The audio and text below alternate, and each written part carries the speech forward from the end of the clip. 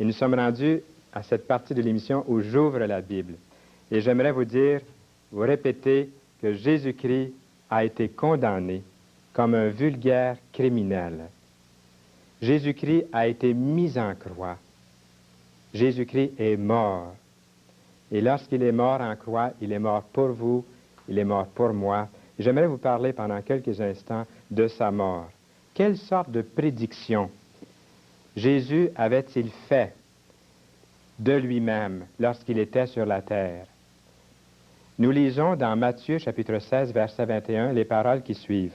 Dès lors, Jésus commença à faire connaître à ses disciples qu'il fallait qu'il aille à Jérusalem, qu'il souffrit beaucoup de la part des anciens et des principaux sacrificateurs et des scribes, et qu'il fut mis à mort, et qu'il ressuscita le troisième jour. Qu'est-ce que Jésus avait prédit de lui-même? 3 choses. Qu'il allait souffrir, qu'il serait mis à mort, qu'il reviendrait à la vie.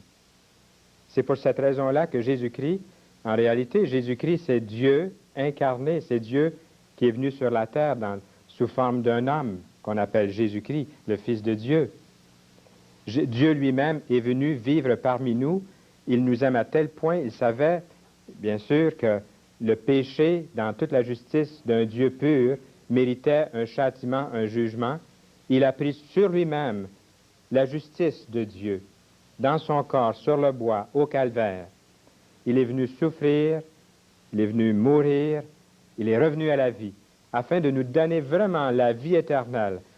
Toute la colère, la fureur, la justice de Dieu est tombée sur Jésus-Christ à la croix pour nous arracher, nous faire sortir saints et purs, justifiés, lavés, gardés pour le salut éternel. Est-ce que les prédictions de l'Ancien Testament concordaient avec ces prophéties, ces prédictions de Jésus-Christ? Bien, si nous regardons à nouveau dans la parole de Dieu, dans Matthieu chapitre 27, le verset 35, il est écrit, « Après l'avoir crucifié, ils se partagèrent ses vêtements en tirant au sort afin que s'accomplît, vous avez remarqué, afin que s'accomplît ce qui était annoncé par le prophète. Ils se sont partagés mes vêtements, ils ont tiré au sort ma tunique. » Oui, à cette question, les prédictions de Jésus concordaient vraiment avec les prophéties de l'Ancien Testament, parfaitement, afin que s'accomplît ce qui avait été annoncé par le prophète. Maintenant, si nous nous approchons de la croix, c'est une histoire qu'on connaît bien, c'est sûr.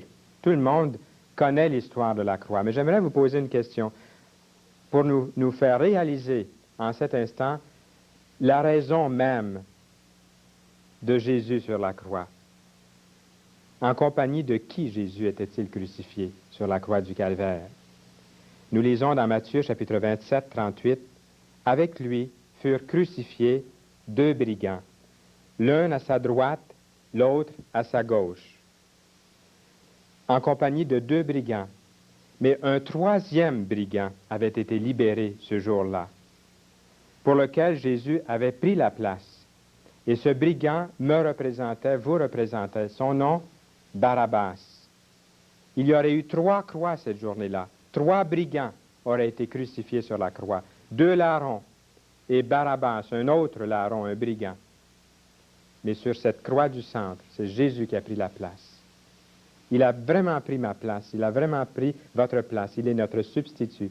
Et lorsque Jésus est mort sur la croix et qu'il a tendu ses mains et que le sang a coulé de ses mains bénies, de son côté, de son front percé, de ce côté ouvert par la lance romaine, le sang a coulé, c'est comme si Jésus disait, « Je t'aime, je t'aime, je t'aime, je donne ma vie pour toi, je te délivre. » La colère de Dieu dans toute sa justice, dans tout son châtiment, dans toute sa rigueur, est tombée sur moi parce que je me suis identifié à ton péché.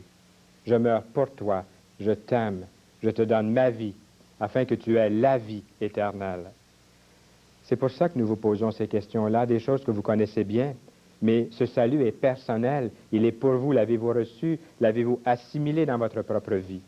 Il a été crucifié en compagnie de 2 brigands, mais il prenait la place d'un 3e brigand, pour lequel Barabbas, il aimait et il sauvait. Est-ce que Jésus est allé à la croix de son plein gré, de sa propre volonté? Bien sûr. Jésus a dit, le Père m'aime, parce que je donne ma vie afin de la reprendre. Personne ne me l'ôte, mais je la donne de moi-même. J'ai le pouvoir de la donner et j'ai le pouvoir de la reprendre. Est-ce que Jésus est allé à la croix de son plein gré? Il a dit, je donne ma vie. Je la donne de moi-même. Comme Serge le disait au cours de l'émission, il a réalisé que quelqu'un l'aimait, qu'un grand Dieu l'aimait, qui s'occupait de lui. Et ce Dieu qui l'aimait tant allait lui donner aussi la capacité, le pouvoir d'aimer les autres. C'est ce qu'il a fait aussi. C'est ce que Jésus veut faire pour vous. Quelle est la situation de l'homme séparé de Dieu?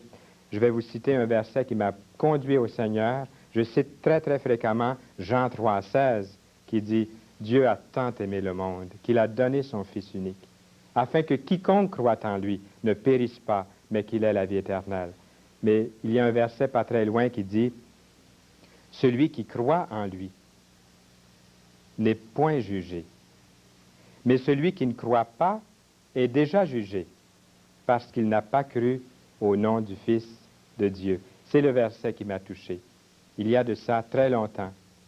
Celui qui croit en lui n'est point jugé, n'est pas jugé. J'ai mis ma confiance en lui.